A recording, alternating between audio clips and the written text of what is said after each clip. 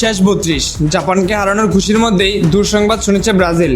দলের গুরুত্বপূর্ণ midfielder Lucas পাকুয়েতাকে নিয়ে সংশয় বেড়েছে।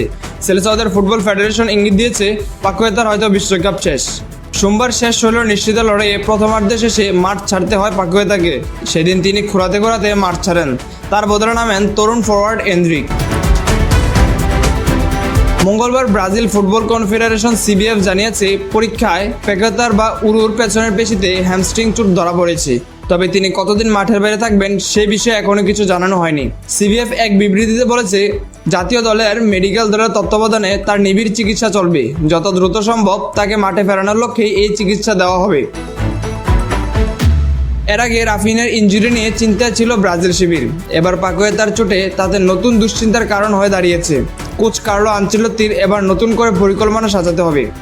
আগামী রবিবার ৫ জুলাই বাংলাদেশ সময় দিবাগত রাত ২টায় শেষ ১৬ ম্যাচে মাঠে নামবে ব্রাজিল, যেখানে তাদের প্রতিপক্ষ দেশ নরওয়ে। এই নরওয়ে আবার কখনো ব্রাজিলের কাছে হারেনি।